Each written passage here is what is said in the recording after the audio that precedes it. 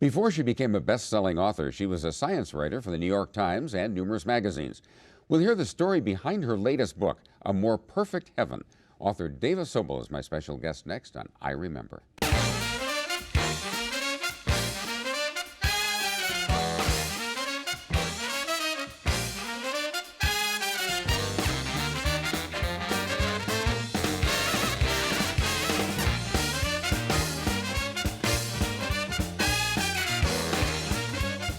Hi, I'm Jim Peck. Welcome to I Remember.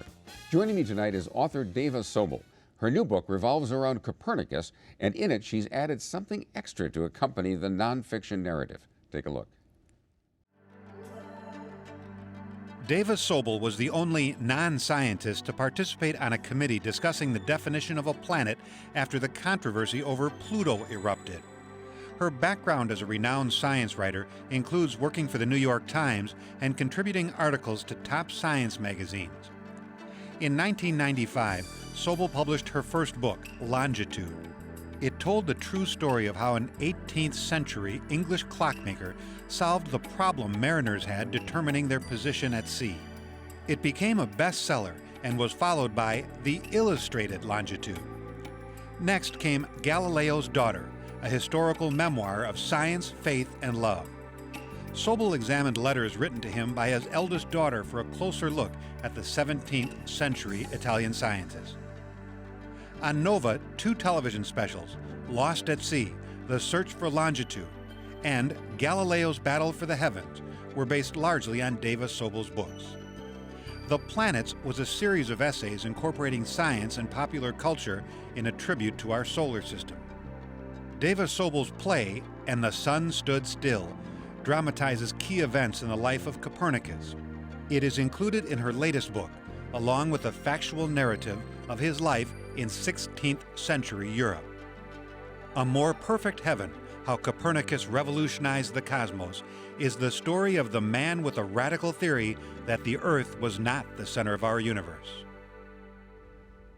I read that somewhere that you spent at one point 25 days in a sensory deprivation laboratory. Is that true? No, it wasn't that bad. In some ways it was worse, but it wasn't sensory deprivation. It was an experiment to study circadian rhythm.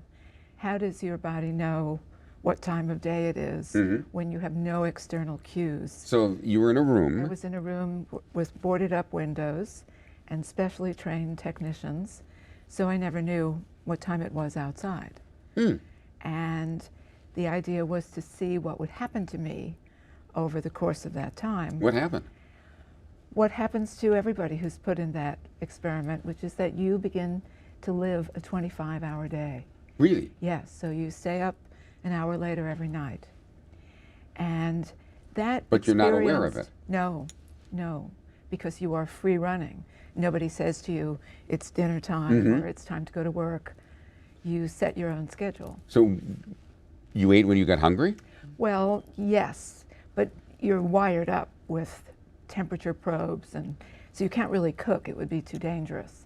But you say, I'm hungry, and you have to specify what meal you are hungry for. Oh, really? Yes, because that would make a difference too. But were you? What happened to you with your circadian rhythm? Were you able to keep morning as morning? And it felt that way to me. I had no idea that I was now on a 25-hour day, except that when your master clock is allowed to slip to 25 hours a day, your other bodily rhythms don't all switch at the same time. So you feel out of whack. You feel a little like jet lag. I would think it would be very disorienting. Yes, but it isn't really disorienting until you leave.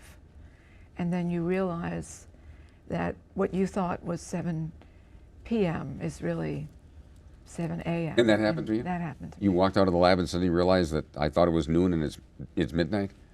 Or whatever? Yes, I thought it was nighttime and it was morning. Let's talk a little bit about... That was the least of it. What was the most of it?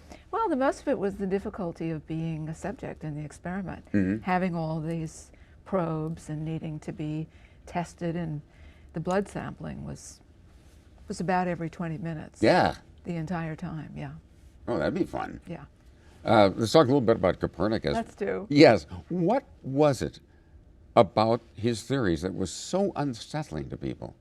He turned the universe inside out. If you look at the sky from the Earth, everything seems to be going around the Earth. There's nothing here that gives you any clue that you're spinning around at 1,000 miles an hour. And to be the first person to present that as reality was a very crazy, dangerous thing to do. I've got to admit, I still don't get it. I don't know whether you figured it out, but I mean, I accept it. That You accept it, and everybody's told it to you, yes. too. Right. But I mean, if there's we're anything in that I'm motion. conscious of more than anything else in the world is that terra firma, that Exactly. the land is there. Exactly. And it isn't. Well, it is It's moving. there. It's there, but it's moving. Exactly. It's very firm, and we are safe on it, but we are moving through space at a very rapid clip. So it makes more sense to think of the reaction to Copernicus when you think of it that way. That's crazy, Nick. I crazy. mean, you're out of your mind. Not only is it crazy, it goes against the Bible. Now, talk about that a little bit. Yes, because at the time, people thought that you couldn't really discover anything about science. You could make an approximation, but the only way you could know anything for sure was by divine revelation. So Copernicus was arriving at this idea through logic, intuition, observation with the naked eye. He didn't have a telescope, and a lot of mathematics. And he had to answer questions like, what about Psalm 104 that says the earth is fixed on its foundation, not to be removed forever? And what about the book of Joshua? If the sun is really the center of the universe and holding still, then why does Joshua have to tell it to stand still? A good question. A good question. To which Copernicus replied, mathematics is written for mathematicians. But he worried about it. He worried about being attacked by people who would twist chapter and verse. Well, and to everybody their- wants to be right. Everybody wants to be right. You don't want to set yourself up to be a target. Right, and he was also afraid people would just laugh at him.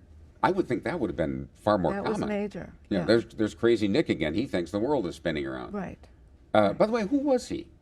He was a Catholic canon, an administrator of the church in Oh, really? northern Poland, yes.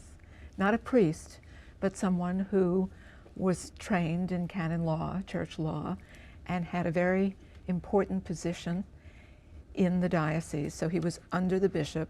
He was also the bishop's personal physician. He'd been sent to medical school, and he tended to the health of all his fellow canons and the bishop. And sometimes the king's favorite subjects or a neighboring duke's henchman. He was known to be a really good doctor. So he was really good, and now he comes up with this wacky theory. What happened to him? For a long time, nothing happened. When he came up with the theory, he told just a couple of people about it in a letter, which was the way scientists communicated with each other. There were no journals at that time. So if you had a new theory, you wrote it out and you sent it to people you knew would be interested. And he probably would have written it in Latin, right? Of course. Okay. Yes. And those people would copy over the letter and circulate it more widely. So a few people knew what he was working on. And when he described this newly imagined alternate universe, he said he was working on a book that would explain everything, give all the mathematics to support the idea. But then 30 years went by and the book didn't come out. 30 years? 30 years of working, thinking, and getting increasingly anxious, and also knowing that he couldn't make all the observations he wanted to make because of where he lived, very far north. Which was in Poland. Poland. So if he'd introduced himself, he wouldn't have said, "Hi, I'm Nicholas Copernicus." What was his name? Do you know? Original name was Nikolaus Copernic, but he Latinized it to Nicolaus Copernicus. Because you sounded more intelligent if you did that. Well, when you went to university, it was expected. Right. Yeah. But it's interesting that the church, and we talk about the Catholic Church, that was the dominant church at the time, although I would think any Christian church would have had pretty much the same response. Well, he was a contemporary of Martin Luther, so he also had to answer Luther's complaints and know that all around him, other dioceses were falling to the new religion. So priests were converting to the Lutheran faith and put Copernicus's bishop really on the defensive. And so when he was in his late 60s and a young genius finally came to find him and urge him to publish his book, the visitor was Lutheran. And Copernicus's bishop had banished all the Lutherans. Ooh. So this fellow was actually an illegal alien.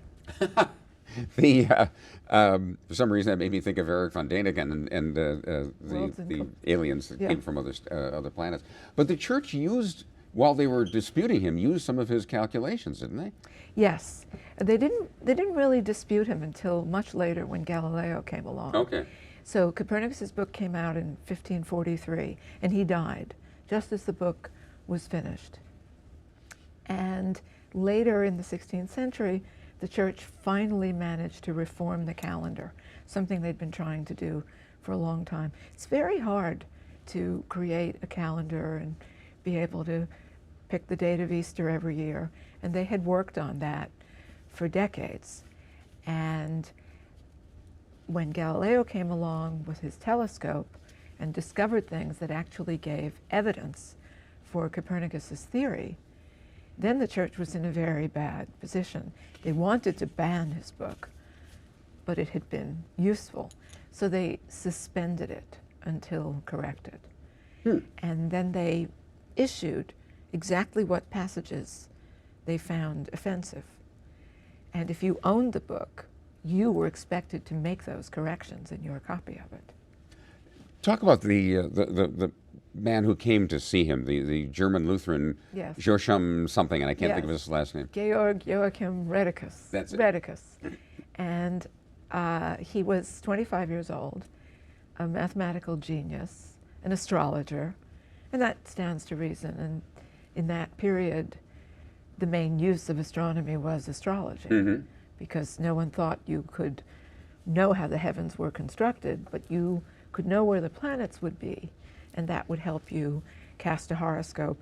And the serious astrologers were looking at big things, not the minutiae of people's daily lives. Trying to find out if you're going to win the lottery. They were trying to find out if a new nation state would be born or a new religion would rise, as one seemed, not seemed, but one actually had with Luther. Yes. So Luther's horoscope was of interest, and they were always looking for the fall of Islam. That was another thing to be predicted by astrology. Copernicus never says where he stands on astrology, and most historians have felt that he was modern in that way too, that he didn't believe in using astrology for predictions. But it would have been used in medicine too. Doctors had to know their patients' horoscopes. And It's so strange to think of that now. Yeah. I can't remember the last time my physician asked me what my sign was. Imagine, right. Yes. Or told you that your lungs were governed by a particular sign of the Right. zodiac. So Redicus, Redicus, came to see this old man, and Redicus is a very young man. Yes. And you wrote a play about this. Yes, because that meeting was so important. We don't And know what happened. We don't know what happened. We know, everybody knows the meeting took place because Redicus eventually left with a copy of Copernicus's manuscript, took it to Nuremberg and got it printed, and that was that book that changed the way we think about the world, the universe. And today, if you wanted to buy a copy, you'd need more than $2 million Of that book. of that Yes. book. Wow. And you'd have to wait till it came up for sale, which doesn't happen very often. Probably not. Yeah. But so why did you put this in a play form? Because I loved the notion of these two such different people uniting in spite of everything over this idea and vowing to work together and make the book happen. So the book got printed in a Lutheran country, but it was dedicated to the Pope. Really? Yes, Which pope would that have been? Paul III. Paul III, okay. And not that he was that interested in mathematics, but it was a way for Copernicus to show that he did not feel that he was doing anything irreverent or irreligious. Mm-hmm. And he actually included a dedication letter to the Pope in the text that expresses his fear that people will use the Bible against him.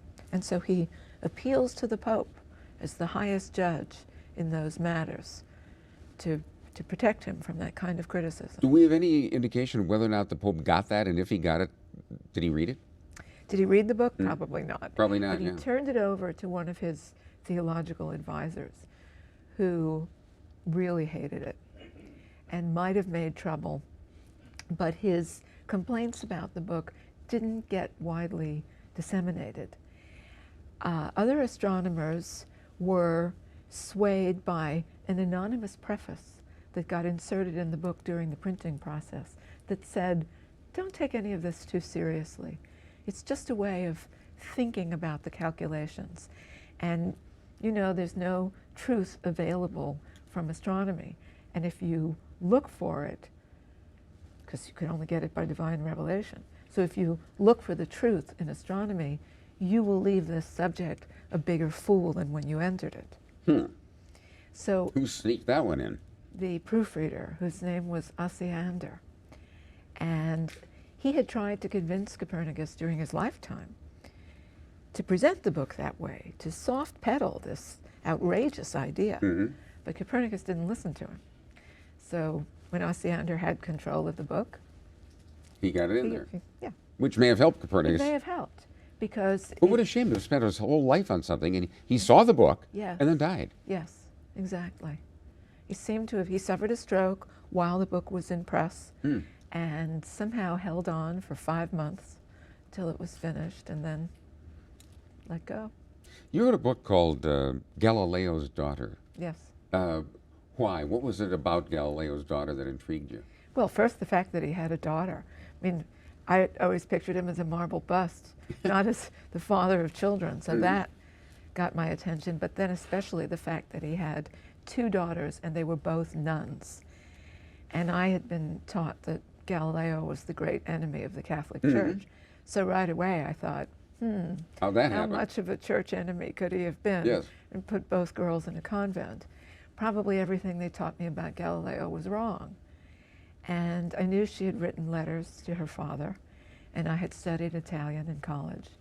And I thought, if I could read the letters and translate them, what would they say about the relationship of science and religion, which is something I'm very interested in.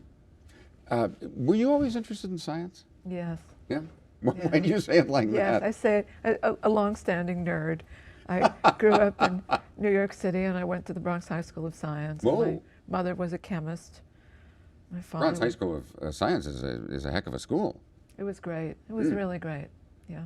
And your father was a A medical doctor. medical doctor, your mother Yeah. was a chemist? Yes.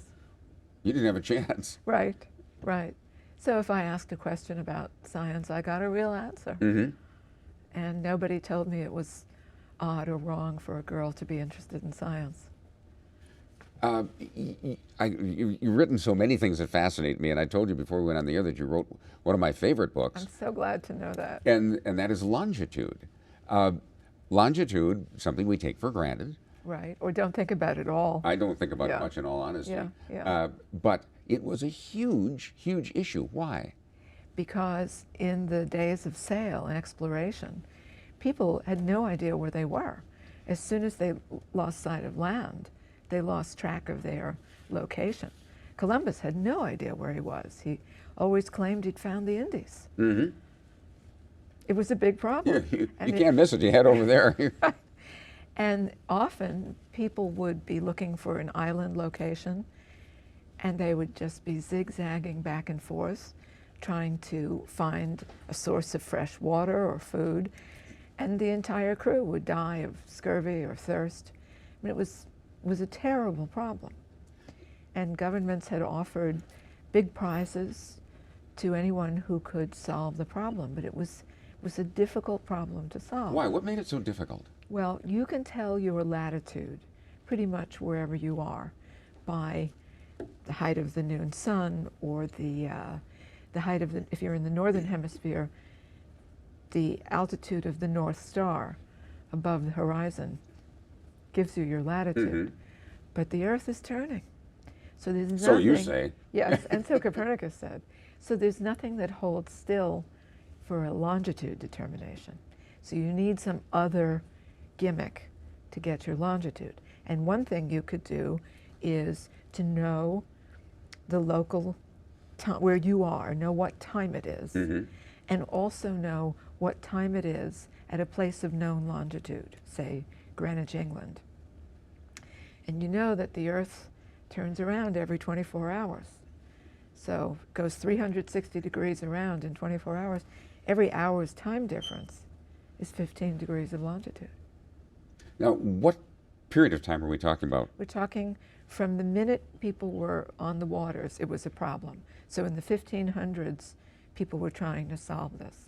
It didn't get solved till the 18th century. 18th century, okay, 1700s. And who solved it? Well, first of all, everybody tried to solve Yeah. it. Isaac Newton, Galileo, an honor roll of European scientists worked on this problem. And it was an unheard of, self-educated clockmaker who finally built a clock that would work aboard ship, that you could carry along, and that small clock would always tell you what time it was in Greenwich. And you could establish your local time of day with a sundial by making observations at noon. why was it so hard to get a clock that would work under those conditions? Well, the ship is doing like this, the weather is changing, so anything made of metal parts will expand in the heat, contract in the cold, and that actually changes the clock's rate. But his clock did not change. What did no he matter. He combined metals in ingenious ways so that if one side of a mechanism expanded, the other side contracted, and it kept the rate true. Also, most clocks at that time were pendulum clocks. So you put that on a boat. That's not going to work. That's not going to work. But he got around all those obstacles, and it was considered impossible. Most people were looking for a solution through astronomy. But, and there was one, but it was complicated. You had to be really educated in astronomy and then educated in the mathematics you had to do to reduce the observations. And he solved that by to a time. designing the Timex. Skip all of that. We've got a watch. You look at the watch. Right. Very easy. But as I remember from reading Longitude, they didn't just hand him the prize right away. No, because none of the astronomers understood the working of the clock, and nobody trusted this guy from outside the academic establishment. The history really of science. Made him sweat. Yeah. You can't know anything. You don't belong to the fraternity. Exactly. So what happened? Did he? I can't remember. Did He he? persevered. He built numerous iterations of this machine until he got it to his own satisfaction. He was a real perfectionist, and it got tested in several trials at sea. But the board that was commissioned to give the prize didn't accept the results. So it went on one long sea voyage and worked perfectly, and the board said, well, that was a fluke. How do we know it would work a second time? You'll have to take it back out and try it again. And these were voyages of weeks, months. Oh, yeah. Very dangerous. And he's just trying to make a buck. Exactly. And he was sending his own son on this voyage with the watch he'd worked I like on. that idea better, though, than going myself. going yourself, Yes, yeah. my Well, son he isn't went watching on- this show, so I can say that. He went on one voyage and got terribly seasick, so that was the end of the sea trials for Harrison. Talk about being a writer for a couple of minutes, because that is something that fascinates me. You wrote the play. We talked a little bit about that, the meeting of Copernicus and Rheticus. Is playwriting harder or easier or just different from book writing?